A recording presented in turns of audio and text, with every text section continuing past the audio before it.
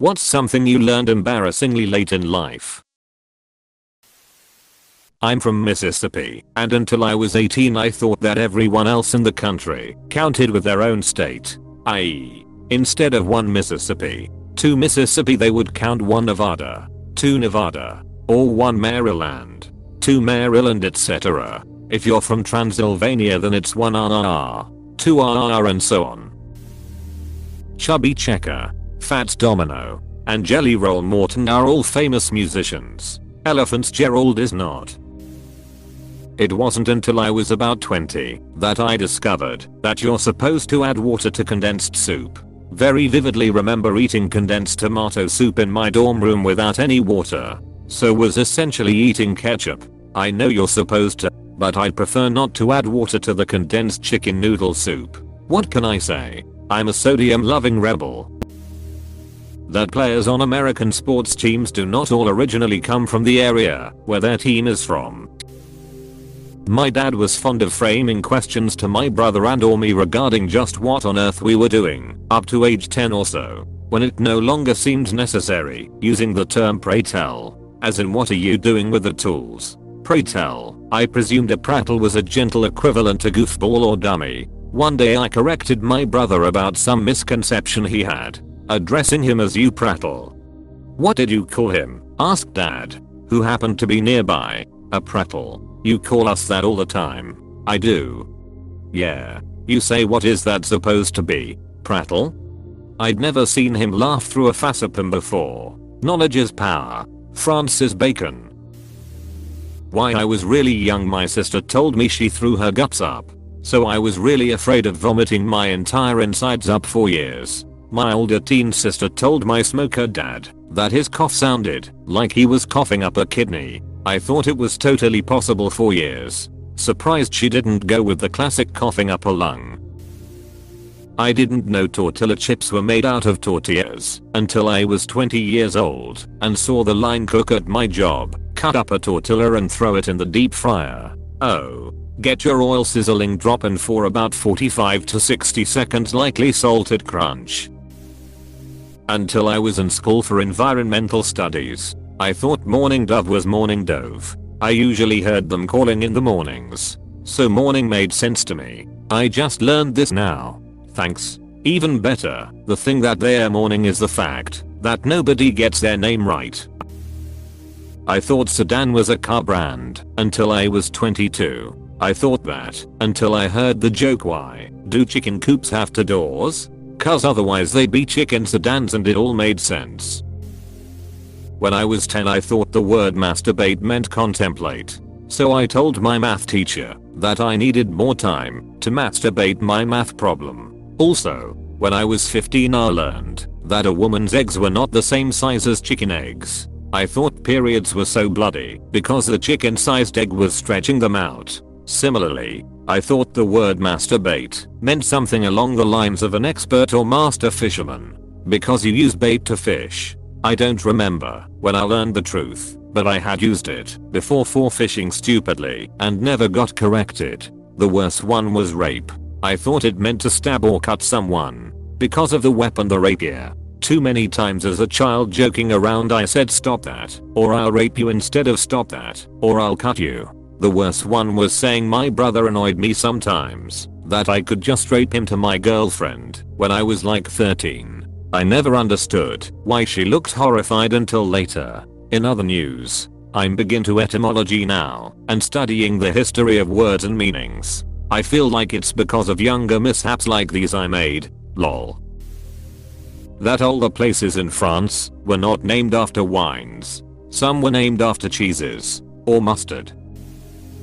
I thought ponies were just baby horses until the age of 23. Edit. Until I was 23. I didn't think horses aged like turtles. I'm dumb. But not that dumb. Okay, so I read that as baby horses are known as ponies until they officially become adult horses at the age of 23. Considering that the average lifespan of a horse is like 30 years or something, I was shocked that the commenters below you had thought the exact same statistic as you did. Things aren't supposed to start to get blurry at about 15 to 20 feet. Learned I needed glasses at like 26 from one of these threads. Yes people, you are supposed to be able to see individual leaves on trees. Hope someone else can be helped like I was. I'll never forget the first time I looked up into the night sky after I got glasses and realized that you can, in fact, see the moon clearly. I assumed people who depicted it in art were taking creative license BC. They knew it should look like that for some reason, and that the human eye was incapable of seeing the moon without also seeing two other, blurrier moons, sort of overlapping it. It blew my mind. My childhood friend is colorblind, usually confuse blues and purples, and he recently confided in us that he thought artists massively over-exaggerated rainbows in drawings and cartoons. When he looks at a real rainbow, the blue-purple end of the spectrum blends into the sky, so essentially disappears, and the red-green end all merges into a color that he sees as yellow/brown, and so to him, a real rainbow just looks like a yellowy line. Obviously cartoon rainbows often have very bold/distinct colored lines, so he can interpret those more clearly, but he was shocked to hear that non-colorblind people can actually see every color in an real rainbow. When people say quote unquote, I thought they were saying quote unquote, till I was maybe 17 or 18 before learning that it was Timbuktu, not Timbuktu. I thought there was an original Timbuk out there somewhere. I was about 25 when I found out Timbuktu was a real place. I had thought it was just an expression for a faraway place. I had to move to the city of Kalamazoo to realize it was an actual place and not just something Seuss made up to rhyme with Timbuktu. That a prostitute doesn't actually sell a piece of their body. Backstory: my mom and I were watching the scene from Titanic where Jack tells Rose that he painted a one-legged prostitute. I asked my mom what a prostitute was, and she told me it's someone who sells their body for money. I could not fathom why someone would sell their leg for like $30. Lol, that was just a perfect confluence of unrelated information to confuse you. It was a completely logical connection to make. When we were kids, our parents explained it as someone that you pay and they'll do whatever you want, and it seemed like a variety of handyman. Handyman, this could be an accurate description too in some cases. I live near the hospital for joint diseases. When I was a kid I thought it was a special hospital for people who had two different diseases at the same time. Person with multiple diseases here. I will raise this at the next meeting with the hope of adopting it. There's a high council of people with multiple diseases, a consortium of comorbidity, if you will. Consortium of comorbidity, bravo. Let me tell you about how I thought you were awarded a Pulitzer Prize. Not too late in life, but I thought my parents were making Roman Cokes until I went to college, which I think is a much better name for the drink anyway, rum and coke.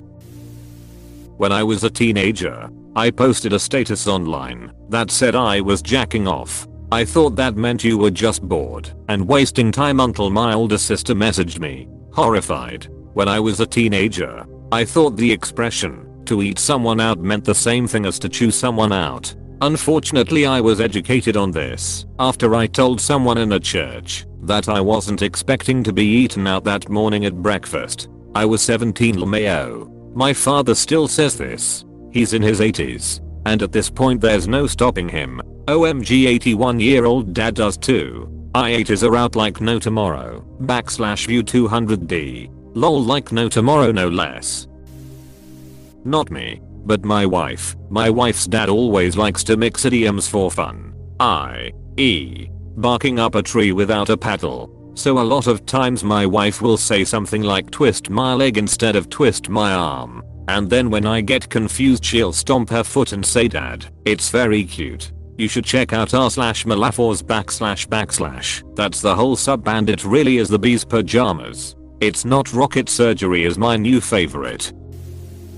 That a coma was a coma. Until I was probably 19 / I thought it was a coma. I thought you fell into a coma. For the longest time I thought astigmatism was astigmatism. So I think we cancel each other out. I knew when I opened this thread I'd learn something and feel foolish. Here it is. You know how they say you should never make fun of someone for mispronouncing a word that they've only read before and never heard say out loud, because it means they're a reader? Somehow this is the opposite of that, and it's cracking me up. I suspected it was the same with lots of people, but I found out it wasn't guerrilla warfare, but guerrilla warfare maybe in my 20s. The disappoints of growing up. They just keep coming. I'll take it a step further. I thought it was racist, because I always heard about the guerrilla fighters in Africa. I was just like, dude, they're soldiers. You can keep that S to yourself. This is me. I remember a kid in high school doing a presentation about guerrilla warriors, and I was thinking they had trained a bunch of guerrillas to fight on their side. Same. Once I met a black kid whose nickname was Brownie and I giggled and looked at his friends like, OMG, you guys are so bad, and they were like, his last name is Brown. My parents were divorced the whole time and my mom was not. In fact, taking a vacational forest. Coca and cocoa are two different plants, not one magical organism, lol. If one plant gave us both cocaine and chocolate, that would be a compelling reason to believe there is a god and he wants us to fucking party. Edit. Oh wow. This blew up. Thank you for the awards and internet points. Potatoes give us vodka and fries. So yeah, God. Homer, Lisa. Honey, are you saying you're never going to eat any animal again? What about bacon? Lisa, no. Homer, ham. Lisa, no. Homer, pork chops. Lisa, that. Those all come from the same animal. Homer, chuckling, yeah. Right. Lisa, a wonderful, magical animal. Houston is not the name of the guy astronauts talk to. Houston, we have a problem. Your name isn't Houston. Houston. What is it? Big city. Lots of buildings.